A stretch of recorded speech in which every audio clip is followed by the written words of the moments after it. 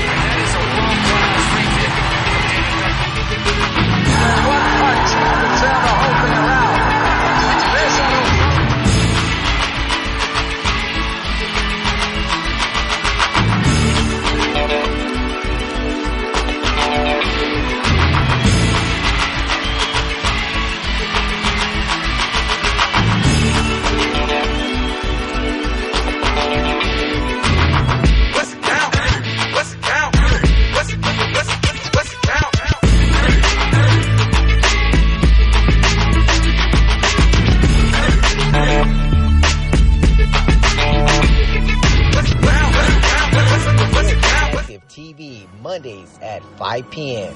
On today's lineup, we got the Los Angeles Rams staying undefeated at 5-0, defeating the Seattle Seahawks yesterday on a good one. But hey, the Vikings got back on winning track. Yes, beating up on the Super Bowl champs. Here with Adam Thielen breaking up a record here with 5 straight games over 100 yards.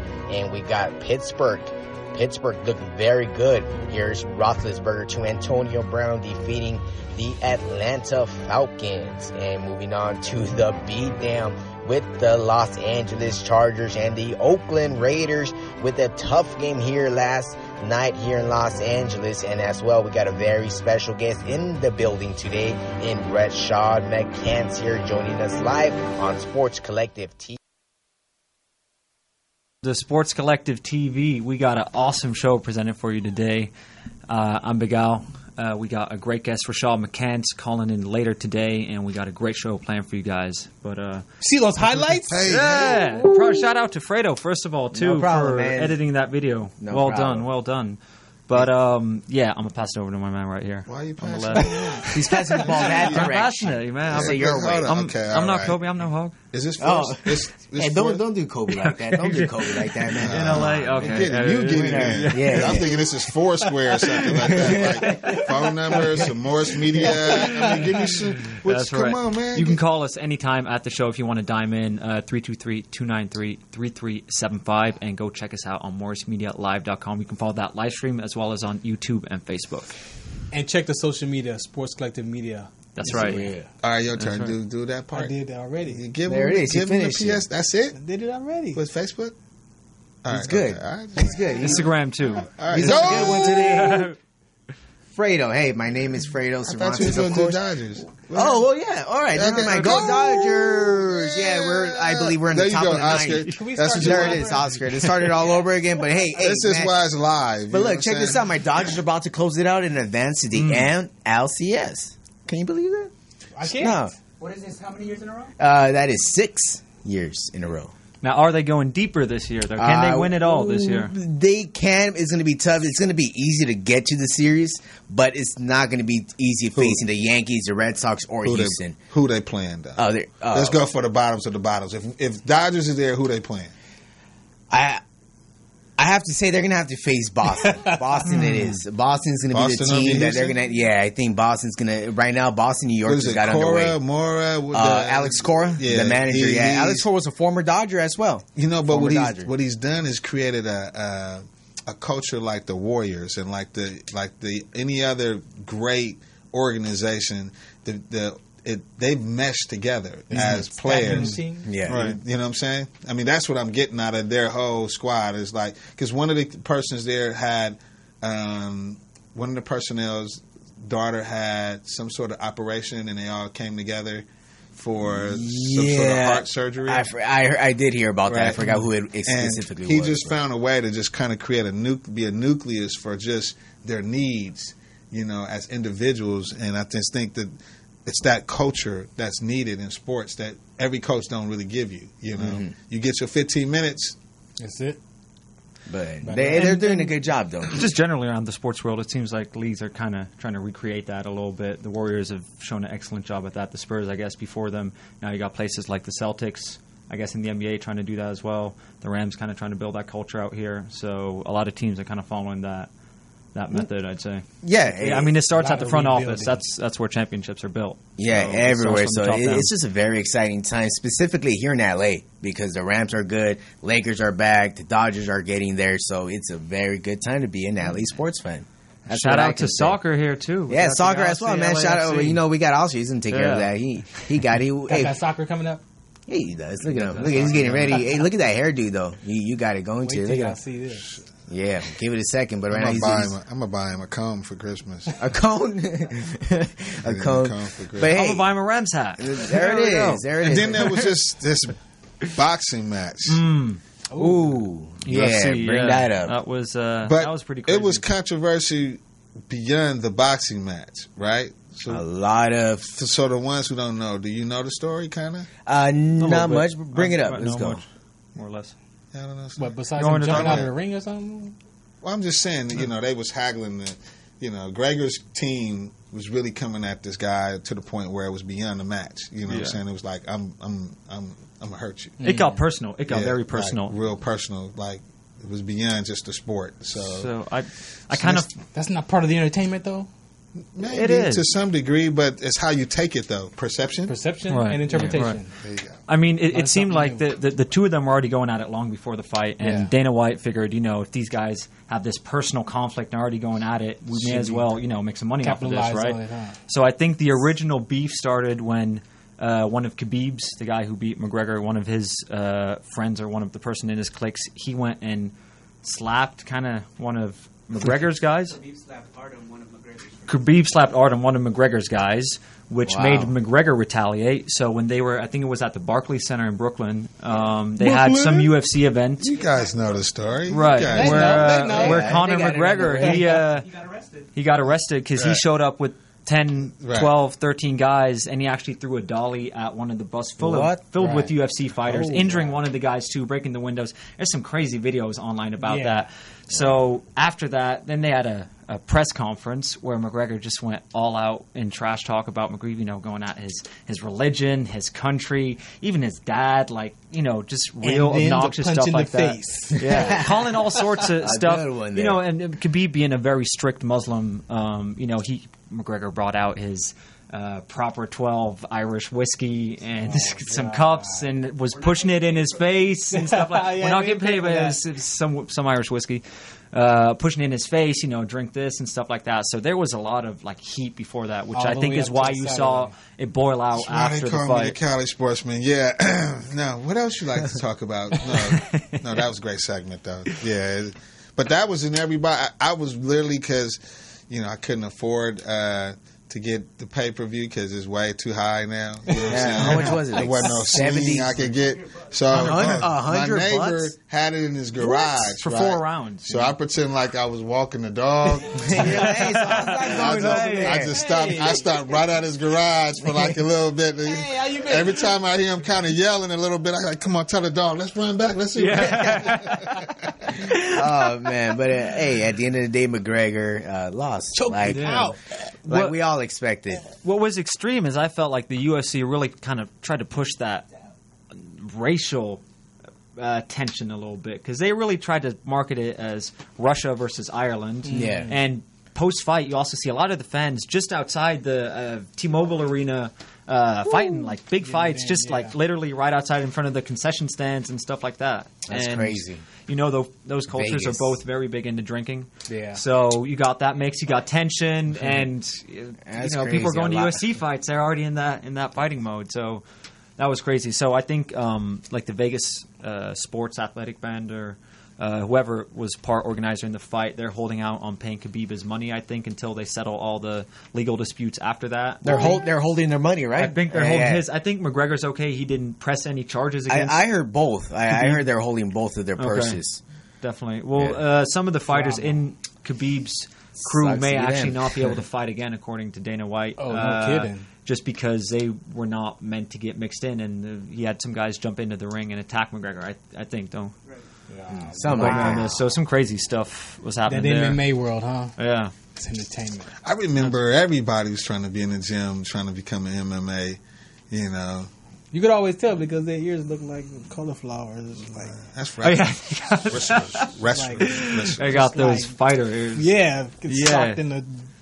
And shout that out, never shout out heals. to No. It just that's for life. LeBron here is big into this wrestling thing with Yeah. somebody here who's talking to somebody. He wants to come on and start talking about wrestling. Yeah, well, on Friday when we were here with them, we were talking a little bit of wrestling Oh, at the yeah, time. yeah. Yeah, He's big on Yeah, the yeah. wrestling. I think shout the out girl connected with him as well for that. yeah. Yeah. So, Shout out to LeBron. But hey, guess what time it is? It's almost time for our very special guest to come on. We got Rashad Mc Cants joining us. So we're gonna take a We should take a break and Quick timeout. yes, 20-second time? Yes, 20-second 20-second time timeout. Guess that's what we're getting. But hey, send it out, Big Al. Send it out, All Big right, Al. so we got Rashad Mc Cants on the show after. If you want to tune in again, go to morrismedialive.com. And if you want to dime in at any point, call 323-293-3375. Stay tuned for that interview. The Consortium of Health and Military Performance, also known as CHAMP, of the Uniformed Services University of Health and Science, known as USUHS, is conducting a study to understand a possible genetic link between sickle cell trait, known as SCT, and exercise-related events, known as EREs, such as exertional rhabdomyolysis, muscle damage, heat stroke, and or collapse. We are inviting African American men and women with sickle cell trait and their family members to participate. Participating in the study will require you to complete a health history questionnaire, a form authorizing our study physician to gather health information from you and your healthcare provider, as well as a one-time blood donation. In order to qualify for the study, you must meet the following criteria: be African American, be sickle cell trait positive, be able to read, speak, and understand English, be between the ages of 18 and 80, and currently not being treated for any mental or psychological disorders. Participation is completely voluntary, and your decision will not impact your healthcare. The results for this study are for research purposes only and are not intended to directly benefit any individual for confidentiality reasons. However, the results of this study are intended to help better shape policies and associated health risks affecting the SCT community. Participants may be compensated for their time. To join the study, or if you would like additional information regarding the study, please contact the study team by phone, area code 240-479-9514, or email sctstudy-ggg@usuhs.edu. Yeah, no, hey, I got some Red Sox in me, but hey, you know what? We're back here on Sports Collective TV. We got Big Al over there. Like I said, all he know is the Dodgers. No. Wow. The Dodgers are winning. What happened But to the hey, Yanks? What's to the going on with- Yanks. what's Well, right going on now, with the Yanks? they won their last game. They had Don't a be very putting your tough game. eyebrows like his. I'm just hey. Look at my eyebrows. I get large, in. just He's like challenging your Do sports you knowledge. know You're I challenging my spend- sports knowledge. Do you know I spend 24 hours on a couch just watching ESPN just for this show? Okay, wonderful. So, there it is. somebody Now I know. That's The how luxury I know of what you time. do I every don't single worry day. about nice. the rest of Yeah. the week. I just worry about the last 24 hours. So we current. There it is. There'd So be what some happened really yesterday? good shows like on. Wow. Okay, go ahead. All right. Well, look, we're talking about some Boston and New York. You know, they're in the tough series right now, 1-1 apiece. But it's very interesting because the last time they faced each other in the playoffs was back in 2004. And that was the last time when, of course, the Red Sox broke their record, finally win a championship in 86 years. That was historic. On the comeback, winning 4 against the Yankees. And that was Gary Sheffield. That's A-Rod, Derek Jeter, Mariano Rivera, who blew a couple games. And a very interesting one that I'm bringing up. Current Dodger, Dave Roberts, stole one of those crazy bases against Mariano Rivera in game, I believe it was 4 in their elimination game. So it was very tough. So 14 years later, we're here today. They're tied 1-1. They're facing each other off in the first round, which never happens usually in the same divisions when you play in the first round. But the wild card division, the whole one game, it's 163 as well, so it happened. But hey, right now, What do you think the Dodgers have to do different? the Dodgers. Yeah. We went back to the West Coast. Yeah, I Boy, wanna the Yeah, find we out. were I on the wanna East find Coast. out. I know, but I want to find He out. wants to find out the got Dodgers. shirt Yeah, I on, got the so, shirt on representing. You know, Let's get it. every season Give you me a- guys, let's every get it. season you guys, Let's get a live missing a update piece, right? because So- right now the Dodgers were about like a couple outs. Wait, they're 1 out away from advancing to the second round, and they're going to be facing off And that's Milwaukee. live TV. You heard Yes. it here, right on So Morris what do you- Media so- Studio. So as a right Dodger, now- as a Dodger fan, as what a do you guys Dodger think fan, they got to do different? What we got to do different is we got to be more stable with our lineups, because I feel my only problem I see a lot is with Dave Roberts switching lineups every single day. Like, it's just no consistency between the players. But you know it's chess. Yeah, at it this is, time. but because at the you gotta remember they playing 3 games That's out. why I do what I do. Okay, they're not playing game to game. Some managers play game to game, but at this level, because you got to look at you playing guys to see if I can protect this guy for the next game. You know what I'm saying? Because you're still dealing with personalities, injuries. But in the pitching standpoint, it's chess. the pitching standpoint, you save your pitches. But when you, But you need, at least your lefts. You got to pick. yeah, save but your lefts. I guess the only team that actually has problems like those is the Dodgers, because the Dodgers are very deep.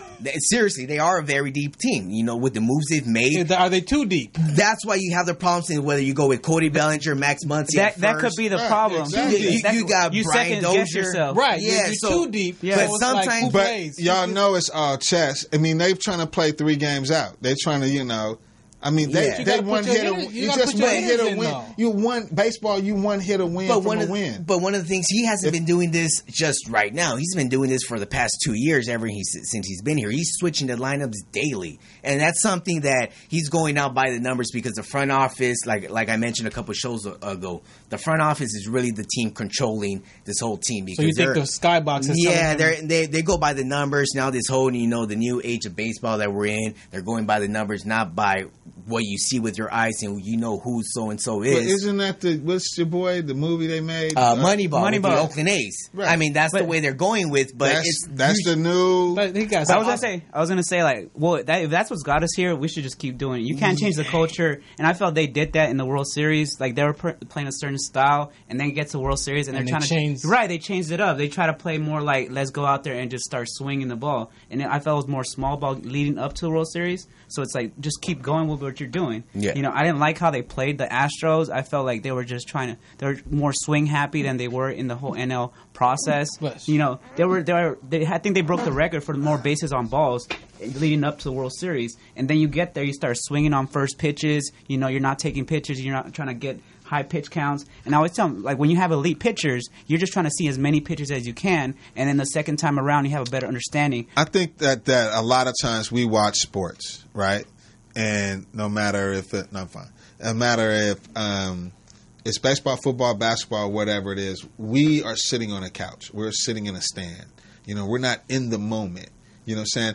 As a basketball coach, I used to always look at the call from a referee and find out maybe his angle or he didn't just see it the way I see it. Right. You know what I'm saying? So that's the great thing about There's a lot sports going because on. it's a lot of humility that kind of goes both ways. Like, you But know. when I said, are they too deep? What is your perception? Well, that's of the being thing too is deep? like I look at it as anyone that plays fantasy. Like when you sit there try to set a lineup up and you see all these options, you start thinking too much on the statistics. Where you're like, man, maybe this one, but then again, maybe this one. So you're sitting there and you don't really make a decisive choice, right? You're just looking because you have so much options. When you just have a set lineup, like you were saying, you're gonna go with that Hey, lineup we day gonna in and play day who out, you gonna play. right? And then if it doesn't work, what happens? It's like a two-edged sword. If Right. it doesn't work, they come at him saying you made the wrong calls. If it works, he's a genius, Right. You know, so if this is his style of play, he just got to keep doing what he's doing, you know. But don't change it in the Right, ninth right. inning. Yeah, don't change it once you get to the World Don't Series. change it in the Call ninth it inning, though. serious, so- That's the catch. All right, so let's go ahead and stop where we're standing at right now because All right. we do have our very Oh, do special we? guest Is it on the time? line. Is it time? And former NBA player and current Big Three champion right now in Rashad Mc Cants will be joining us live right. Oh, he's on already. He's live. Oh, What's up? What's happening? What's the count? I'm in here, man. What's going on? Oh, man, everything is cool, man. We appreciate you for taking time out in your schedule, man, to call in and grace us with your presence, man. We got a lot of sports questions for you, a little bit of background questions, but introduce yourself to the listeners, man, and we'll get started. Oh man, I'm Rashad Mc Cants. I'm nobody, man. I don't even know why y'all here. I don't know what's going on right now. Oh, man. Where'd you grow up at? I'm from North Carolina, man. Asheville, North Carolina. North Played at Kakalaki. University of- we got a Tar Heel. Yeah, man. Played at the University of North Carolina. You know, made it to the pros. Made it to the pros. The normal story, man. That's not normal. That's not normal. All right. This is Cali Sportsman, man. I'm glad you're here today. We gonna kind of sort this whole thing out. You know what I'm saying? We got the headphones. We got working. the phone call. We got the We phones on. we got the phone call. We ready to go. Yeah. Yeah. You know, we do a segment here called Chasing Hoop Dreams. And you're a young man who started out probably very young, had to make a decision. You probably played multiple sports, had to make a decision on what sport, and then kind of went through this transition from like high school to college and the pros. It's almost like every little kid's dream. You know, and we had the opportunity to have Mr. Mc Cants here to kind of help us out with these segments that the kids are watching and saying, hey, you know, it's not all about achieving a goal, but what was your personal process from high school, college to the pros? To be honest, man, that process as a kid was just a ride. It was just a ride. And then I didn't ever really have any say on what I wanted to be or what I wanted to do because I was good at ball. So going to AAU and being able to find out how good you are and getting ranked and all this stuff. My aspirations myself was never to like go to the NBA and make millions of dollars and all that stuff. I found admiration in Michael Jordan and just seeing how people looked up to him and how people adored him. I wanted that feeling. I wanted the people to feel like that about me. So I took the approach on following every footstep that he took. And I never paid attention to, you know, the whole process. It was just a part of where I wanted to go, how to get to where I wanted to go. So now that I'm older, I look back at the process like, damn, I was like hypnotized on this goal. And I didn't know that there were other things I could have been doing. Like there are a million of kids preparing for 300 jobs. There's only 300 jobs. Not everybody's going to make it. That's a small percentage. Right. So we got our kids focusing on these things as kids. Like, man, I want to make it. I want to make it. I want to make it. And it's like when you get there, you get old enough to make it tangible. It's even less of a chance to get there. We don't have no plan B, plan C, or plan D. Right. Well, you said it's only 300 jobs, and then you look at that in comparison to plan like overseas, like you have in China and Brazil. What's vice versa? Well, vice versa is when you do go overseas, that wasn't your initial goal in the first place. Your goal is the NBA, so it's like a step down to your goal. And then the saturation of those jobs, being overseas, being uncomfortable outside of your own soil, not being able to speak certain languages and being uncomfortable in certain environments, it's a big Culture adjustment shock. for anybody. So to even be forced into doing that, just because you're being rejected from the NBA is just a different monster. A question, Rashad. At what point in your career did you start actually like going after what you wanted? As soon as I was actually kind of blackballed out of the league, I started to really take that as an opportunity to chase the things I really love, like music and film, and trying to find, 7 streams of income and being an entrepreneur and a visionary.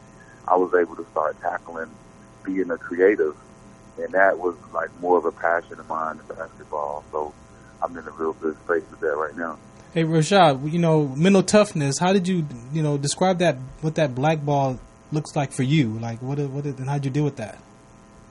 Well, it let me know, you guys talked about the whole farm system.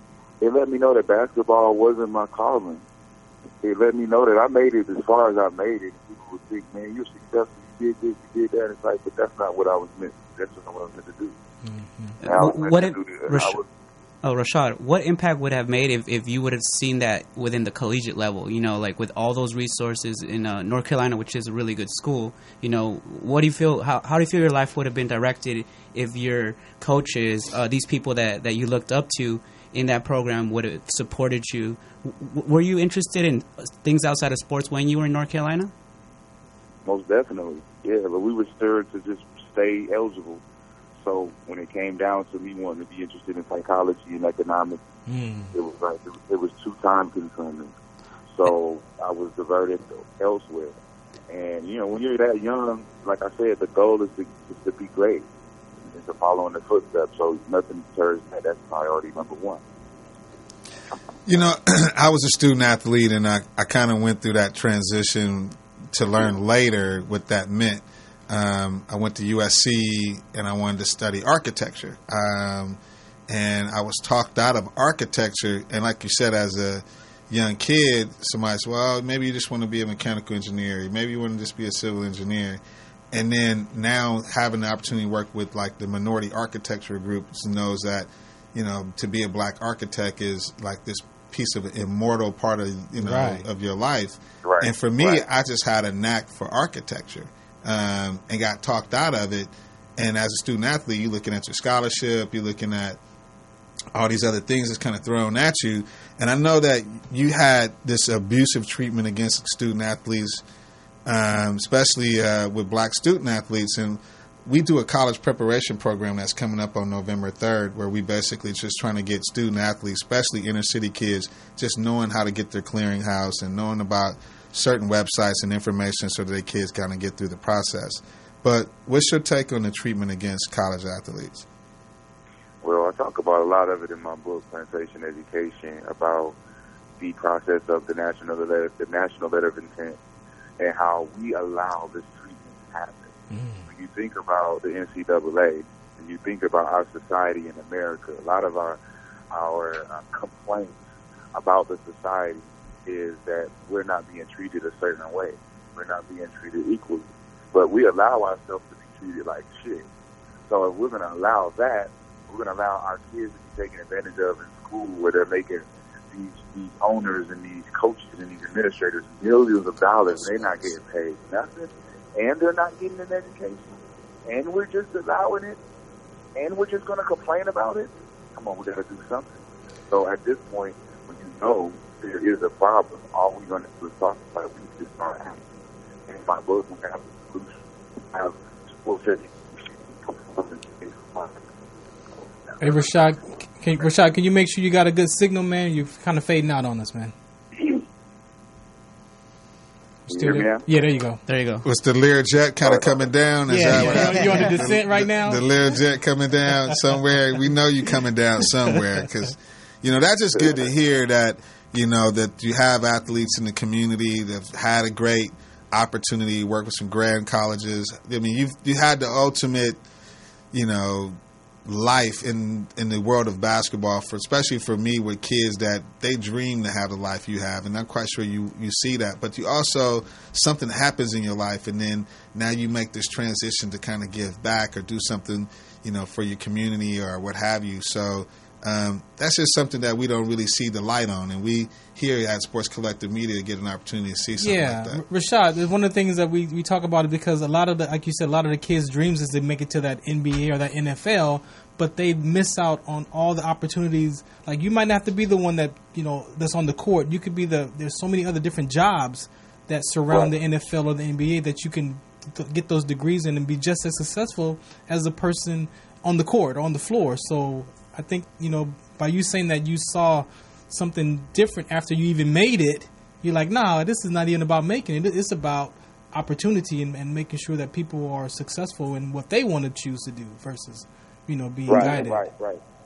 Yeah, and that's exactly what the point should be, and that is from my standpoint, but from everyone else who is fighting against education reform, is giving athletes, a black athlete, proper information to survive and thrive and think. Because we're taking Losing it again.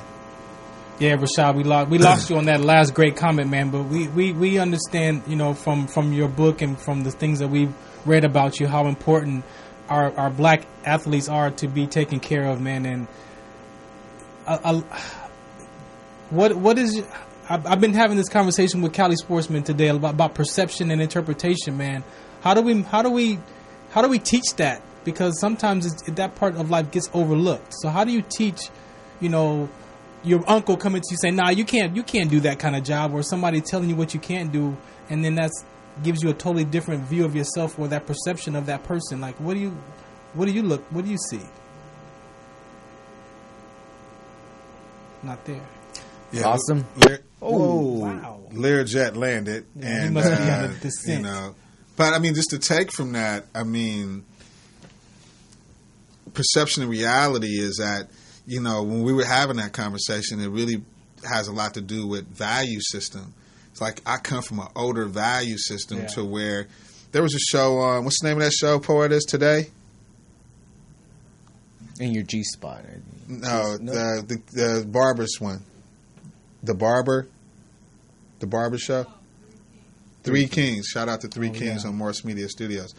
And that perception and reality where they were basically talking about, you know, here's a son who plays football and sports, and the dad, because of the relationship he has with the mom, has to sit on the opposite side of the field, but he still is there. Right. So perception and reality is the perception is that my dad is not in the stands with my mom. Right. But the reality is your dad is here. He's just on the other opposing team, so he don't have to be in this controversy. Right. So that's, you know, a bad relationship situation, you know what I'm saying? So they went into that in regards to value systems where here's a younger kid who's saying, well, take out time to meet and understand who you're going to involve with for sex evolving. And then he came from a time where maybe I'm just doing my parking lot pimping, you know, she cool, we've been together, we good. Responsibility comes. You know, bam. Yeah. You know, but then there's repercussions. So, but that happens not just in athletics. You know, we see a lot, but, you know, that's human life, though. Like you said, it's just life happening. And how you guys feel about the book he talks about where he's really advocating for compensating these athletes? You know, it's a catch-22 to that. I mean, because you got coaches is making millions, y'all. You look at it, you know. You look at it. Athletic directors making millions. Commissioners making millions. Even the ball boy probably. I mean, organizations do make money, but at the same token, there are ways to be able to, you know, allocate dollars. But then it's almost a measurement. You know what I mean? You the quarterback, do you get the same money as the front line guy? You know what I'm saying? So now you the star number 5 player, do you get the same money as the guy that come in on the bench? You know, how is that stipend? So that makes it really difficult. That's where the NCAA has a problem. How do they if everybody's on equal ground, or maybe how does that work? Maybe rankings. So what do you do? So let's look at it from a different perspective. I'm a marketer. My idea would be with the NCAA is that in every city that there's a college, there's what kids want to do, right? So there's a movie theater, there's an iPhone store, there's, you know, get gift cards you know what I'm saying, that's allocated to them so that they could go out and be human beings, where they could bowl and they can go to the movies. So compensate them in that way. Instead of Some money. colleges are dollars. having, some colleges are having problems. We go, my laptop is missing. He and pawn the laptop so he could take his girl out to the movies, right? Because they don't have no, you know, once you get your financial aid and you pay for your books, I mean, you ain't really got no money to live out here. You know what I'm saying? Depending on where you live. But at the same time, a lot of these athletes come from like low resource communities. Environment so already. I'm thinking about mom. I'm thinking about my little brother back home, right? When they're still struggling. So how can I, through compensation, help them financially? Right? That's what drives a lot of these athletes into pros. They want to get paid so they could go back and help their family. But I That's the think issue anyway, though. I think, you know, that's for the university to deal with the family and make sure that they're adequate. You know what I'm saying? Now, make that just like they do with financial aid. But now you're putting too much on the university now. No, it's not, because the university makes enough money to be able to do it. Yeah. It'd be different if they didn't. Be different if they did. They're remodeling these stadiums, these arenas, like every couple of years. Like, let's just do the math. Facilities. So, the guy says it was $270,000 for 4 years for your kid to go to school here, right? Mm-hmm. Times how many? 300 kids.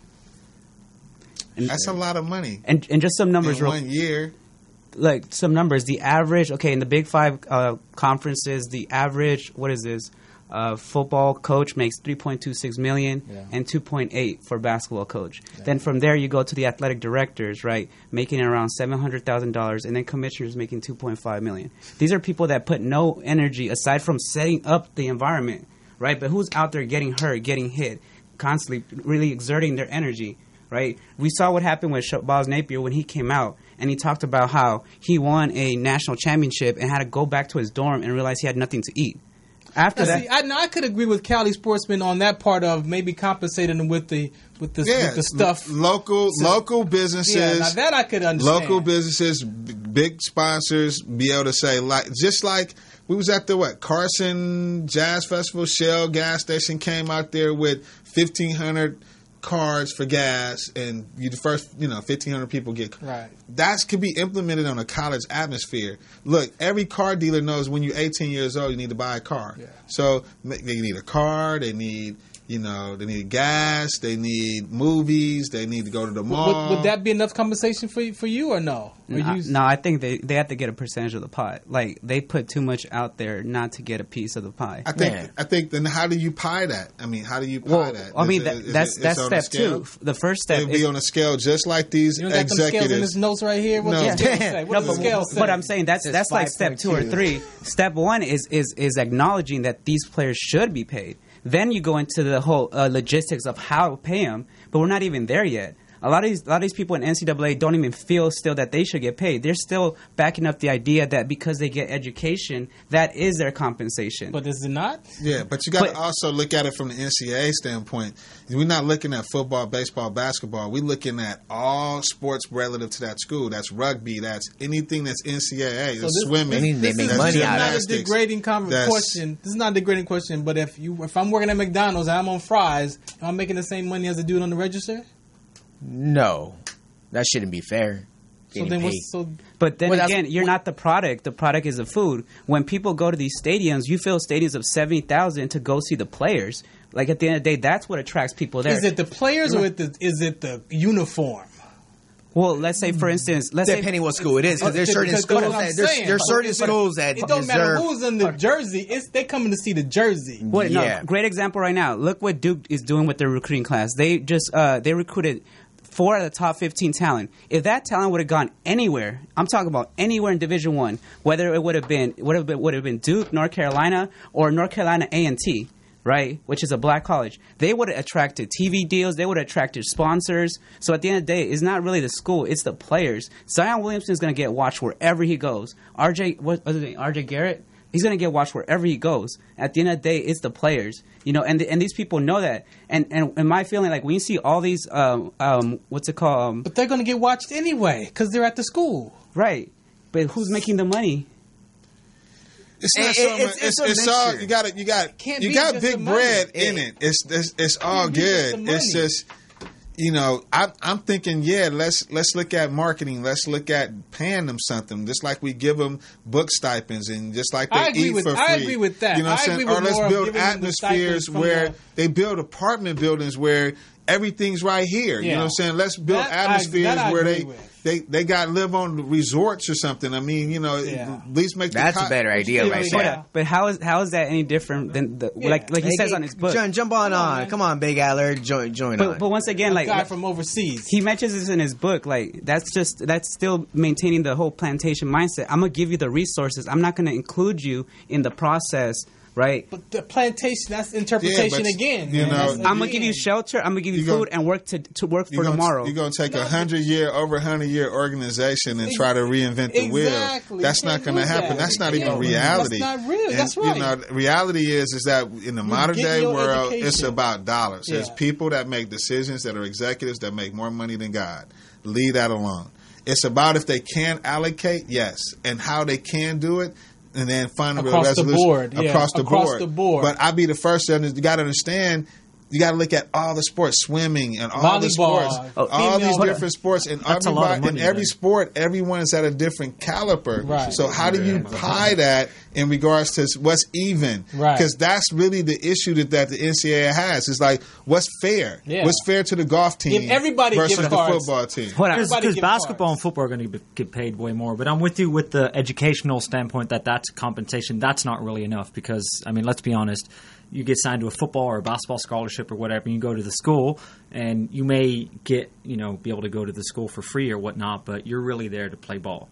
You're not really there to study. Your schedule is different from all the other students. The classes that they make you take are definitely easier. I mean, you can take harder classes. Depending what college. There's colleges. This is not the EOP program no more. And you also look at high school kids that are actually getting recruited are starting off at 3.8 and some of them at 4.0 at GPAs. These kids are at a high level of academics nowadays. So we don't really see you see the talented Midwest or some Eastern kids where they basically had the under 3.0s. But once again, that's just numbers. Like, are these youth actually have the skill set?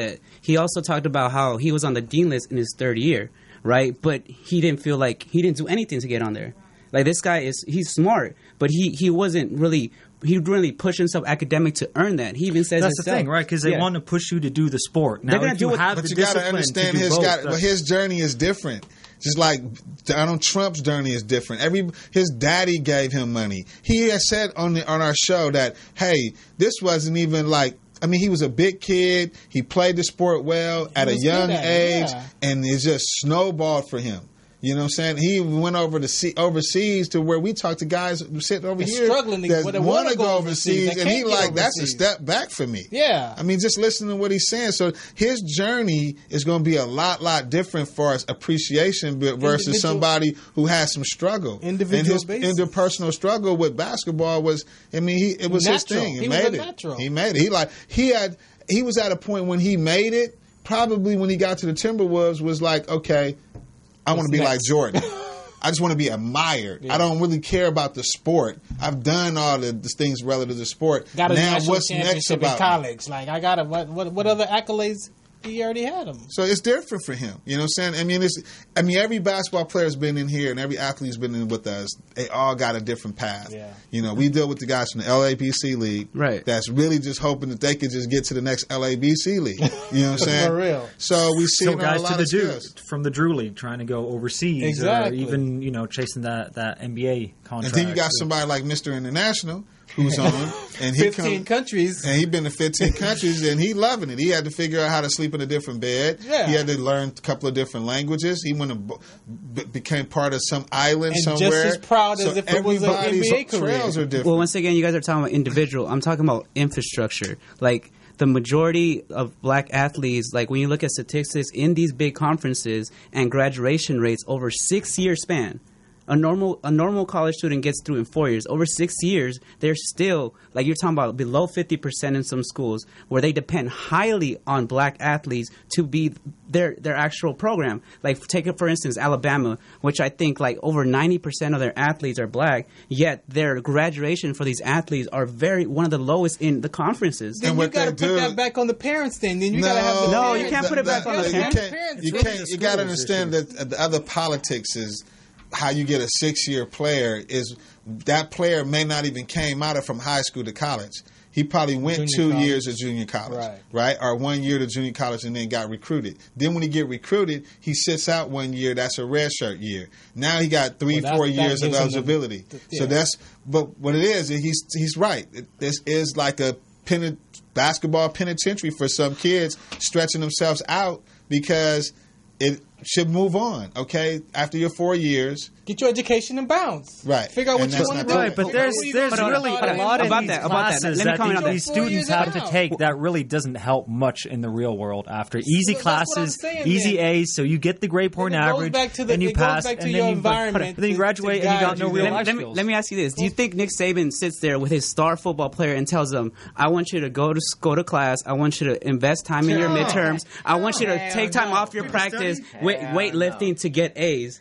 Or put those books down and do some push-ups. Right. It's like their schedules are very compacted where a lot of the time, like he even speaks about this. I always talk about like some fanny. Do you know some of these kids got like personal tutors? For real? They write their papers. They want to be pediatricians. The new era of college kids that's in the NCAA have careers and goals. They're not just trying to play for the sport. You know, a lot of them, the most talent ones now, what you're seeing is that they're not only there for a year or two. I mean, look at Saturday. Look at all that young talent out there that's all the commentators can talk about, next year he'll be gone. But you say that, but that's not reflective on the statistics. When they do research and they look at these graduation rates, it's not there. I'm not saying the graduation rate is not there, and I would be the first to say that because when you look at it, most of them transition. So look at it this way. You come from a poorly social economic situation. You get to go to a major school. You get injured, right? You go back home, right? Then you go to a junior college, right? Then you end up with a job, right? So just say that scenario happens 100 times, right? So your statistic is true. They don't get an opportunity to graduate. I'm just looking at the ones who just get injured or have poor grades or come from a poor social economic situation. Or get homesick. They miss grandma's spaghetti. I want to go home. It is what it is. But the whole thing with the no food after winning a national championship game, stuff like that, like there has to be some sort of just life compensation while you're at campus, whether it's living. You're going to change that food, infrastructure? Who's going to change that? That's the players can change the infrastructure. Go play somewhere else. That's the other thing. There has to be like the NBA and the NFL. There has to be a player. We'll fill the arena with other jerseys. Mr. Mc Cants, we got you off the chain. But like I said, like just take for instance this example with this recruiting class in Duke.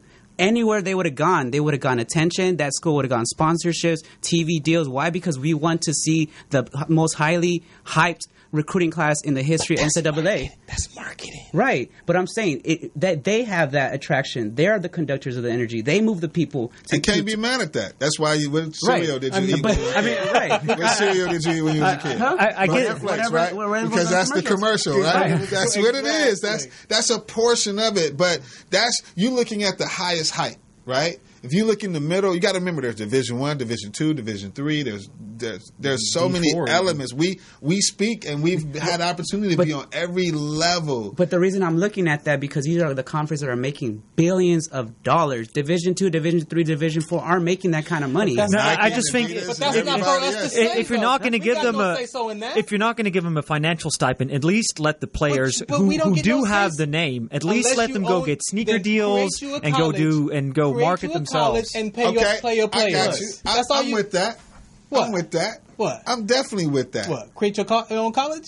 No. So I'm what Al said. So if you can create your own marketing and create your own label and all that, and it's structured, that's entrepreneurship. Yeah. Right. Yeah, go ahead. I'm all with that. I'm all with that. Like, hey, I'm over here at Penn State. I'm going to do my thing. But they can't because they're on scholarships, right? Yeah, you can.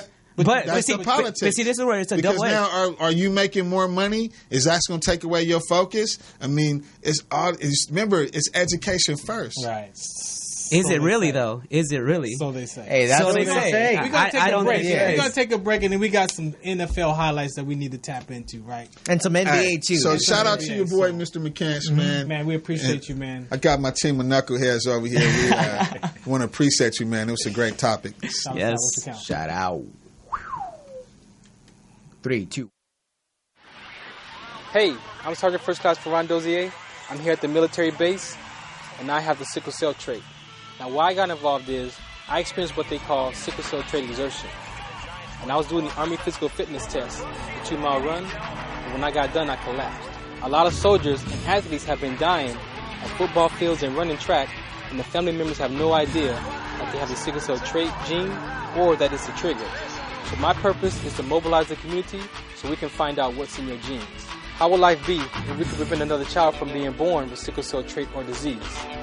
And if a child was born with the trait or disease, that the family members would have the education, awareness, and resources in every city that they lived in. So tune into our webinar series and find out what's the count. What's the count? What's the count? What's the count?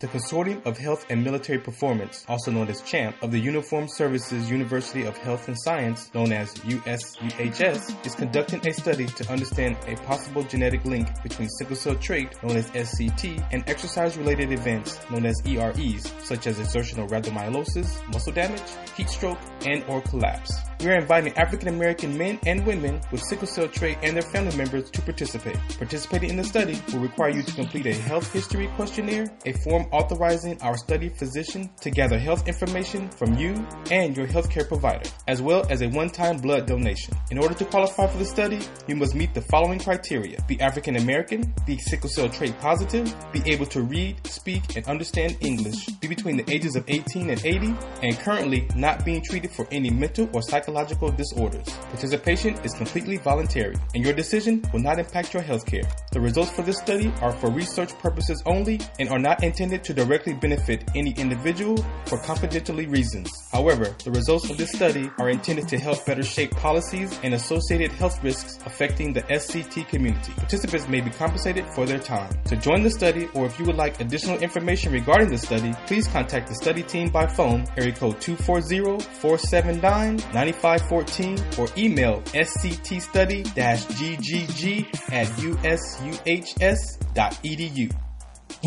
And we that was a good one. That's a quick little teaser. Did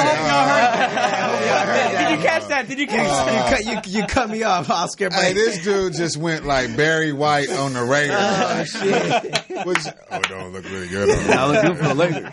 The Raiders. You know what? And I'm gonna start it off with that. There it is. You know Yeah, what I'm give it saying? up. What happened 3 with the points. Raiders? 3 points. As a fan. As a Raider We Nation say that fan. one more time, I- Bingo? What was I- it? 3 points in 48 minutes? No, Wow. 60 minutes. Wow, 3 All right, points let him in go, let him go, 60 let him minutes. go. Let her. All right, let him go. Okay, We got let's a get Raider the fan. camera on that side. Put the camera just on Ilio over there. yeah, He got something to say. I There it sat is. on my couch and I was afraid to go to the StubHub Center. You know, even though that there was probably more Raider fans there than there was. on your couch. Yeah, Let just it out. Let it out. horribly disappointed. I guess it's almost like finding out that you got an extra toe that's grown on your foot, and just Something that's nice. Had it back there. extremely disappointed. All right, so he was disappointed. And I had the best seat in the house, right on my couch, but I didn't. What didn't they do, man? It's all what didn't defense. they do? Defense, So offense. Defense. It's not. I Special mean, you know, team. the Pass offensive rush. The offensive turnover is basically just the front line is just. You got a couple of new dudes that are not really geared up to hearing and moving around right. So I give you that. Carr is going to always throw a couple of different interceptions. Yeah. He good for that. So that's given. That's what he You know what I'm does. saying? Our backfield is giving us minimum. We don't really have nothing. We catching things in the slot. We get minimum. You know, but it really boils down to just the DBs and the secondary. We just don't have nobody that's stopping these guys. After the missed tackle, you know, they just blow him right by you. So good win in Los Angeles for Chargers. The Chargers. And shout out to my boy Farouk at the Mad Marv show, because I know he going to give me some shit about this one. I got to give props to the Raiders fans, though, hearing on the radio that the stadium, StubHub Center, was actually 80% Raiders fans to 20% Chargers fans in L.A. Chargers fans are scared. Chargers fans still live in San Diego. Seriously. They was at Comic-Con this week. You're not driving all the way up there to get no fight. You got to give some respect to the Chargers. They're actually pretty good. You know, surprisingly, they're not as bad as they been in the past. Let me help you out. Help me out. The Raiders used to live here. Yeah, and it's still a lot of folks still. Yes, of course. But I mean, the Chargers moving to LA, you got to have some sort of fan base here. No, that's more of a knock on the Chargers. I mean, they do. They have a lot of fan bases. But you got to remember, groups out Chargers there. came from San Diego, which is still across the line from LA County. Right. So it's almost like me being from the Bay Area. I'm not going to just like, if I'm a Raider fan, I'm not going to just like the 49ers. Yeah. No, that's the opposing. Did you ever consider being a Niner fan? No. Have you ever considered becoming an Angel fan? Hell no. Hell no. Hell no. Hell no. Or a Clipper fan? Set that up there. Yeah, wow. All right, so yeah, seriously, no. So yeah. I mean, we know the Rams are 5-0. Whatever. Yeah, exactly. Let's move on. You know, 5-0. Hey, someday, baby, someday, but before we let the Rams slide away with it, you know, they almost let it get away. Yeah. Almost in Seattle against a tough Seattle team. They look kind of tough, but they almost let it get away. Almost. They should have won more. And we also had to see that because they gave up 31 points. 31 points for the Rams to give up. That's a lot. So what you say about Pittsburgh now? You was calling them a wild card. They are wild cards still, man. But you that's still what we call them do. a wild card? Man. Yes, man. After these great wins, you gonna call them a wild It's card? a win. Hey, not don't knock Cincinnati. They're doing pretty well. They're doing well, but still, they'll be fine.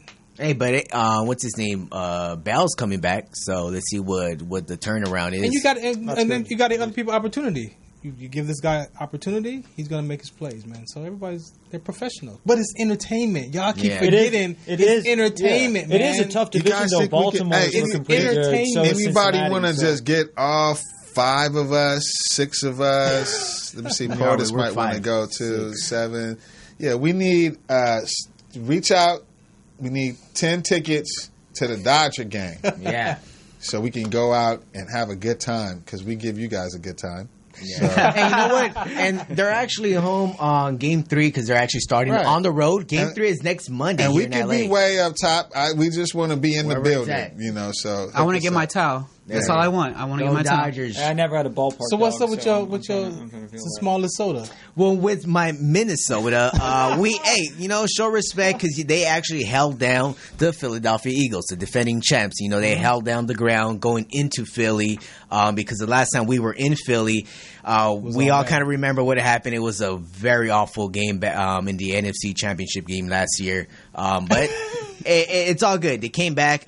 They came in pretty strong. We still missed out on Dalvin Cook. Was it an emotional win for you? Emotional win. It felt good winning in Philly because after that game over a year ago, it was just awful. Anybody got some tips? Awful. I'm gonna tell you. But Oscar, tell me what you want to say. Okay, Oscar. I'm gonna tell you what did it for the Eagles. What did it for the Eagles? It was when they had a 58-yard field goal, and Doug Peterson chose to go for a punt instead of giving his kicker a chance. Oh. And my thing is, but I mean that's too far after his kicker missed a couple kicks already. Right, but you don't want to have the confidence in missing. Let me ask you: do you play to win or you play not to lose? Ooh, well, I mean, because then after your team went and got a field goal, made a 2-possession game with of course we're smart. Exactly. So if he misses it, okay, he misses it. Hey, but that's the coaching situation. That's their fault. I mean, you can't blame on their mistakes. But that's Peterson. He makes those kind of calls. Yeah, he makes those tough calls. But hey, that's what he won the chip last year because of making tough calls. So he tried to he also won a lot of games on the leg of that kicker. Yeah, he did. Yeah. But he missed a couple early on. So you got to keep faith in him. It is what it is. But my Minnesota got back on the winning track ever since week 1. That was the last one we had against the Niners. But hey, don't laugh, from because we got the same record. We're 2-2-1. We both got a tie. 2 losses, 2 wins. But in a few more weeks. So overall team, who y'all like looking at, like other than your personal team? Kansas City. Kansas City is hot. The Giants was quarterback for Kansas City is on fire. Yeah. He might be MVP this year. And he should. Yeah. Just like your brother Lewis, was kind of his homie. Yeah. Because My my homie. homie, Yeah. he is doing it. He is playing ball, man. He is amazing. I was watching the other game last week, and I was impressed. You know Very who impressed. else really I don't really care for that I was just like, how did he just have just a really good game? Some of his throws was really good. Eli Manning. Yeah, he came back. They lost it in overtime, but he did look pretty good. You know what it was? What's his name? Barkley. Barkley was balling out. He had like 2 when they're receiving scared of touchdowns. when they're scared of the run game, they're gonna those passes are gonna come open. But to you him. got to give it to Goodell. 63-yard field to win the game. Yeah. That's a was coach hurting. that trusts his kicker I right thought there. the Giants He were said, gonna "Just take go it. in there, win it for me, big fella," and you got it. 63 yards. Huh? No, Goodell's pretty big for a I'm kicker. just It is, but there was a lot of exciting football as well. And right now we're currently have That Dallas Houston game was really oh, exciting. yeah, last night. So we got 2 minutes. You gonna do I that know- NBA? Yeah, let's wrap up some. Oh, y'all got some Laker talk. Oh yes, we do. We got some Oh. LeBron talking. I know we've finally got a chance to see a preview of what the team kind of looks like, even though they're still been missing the biggest piece in Lonzo Ball, but finally was just announced today. He is back for this upcoming Wednesday. 2 days from now, they're facing the Warriors in Vegas in the T-Mobile Arena, where Connor and his team out there had a little we need fight. to get out of town. I man. think Yeah, you do so need to this take a trip. Wednesday, Warriors, Lakers in Vegas. Lonzo's back. You're gonna That's see an alert. amazing show Wednesday night at 7:30 on ESPN. Check it out. I just want to put one thing out there What you with got, these Big with Al? these new Lakers. If you guys had one player to pick who's going to improve most from this young team, some of the young guys, and who will be the first to go? Who you guys got First to go, like out of the team. out of the team? Who's the first one to get cut, traded away, coach, player? Lonzo. Doesn't matter. Rondo. Lonzo. Rondo. Lonzo. No, I mean traded out.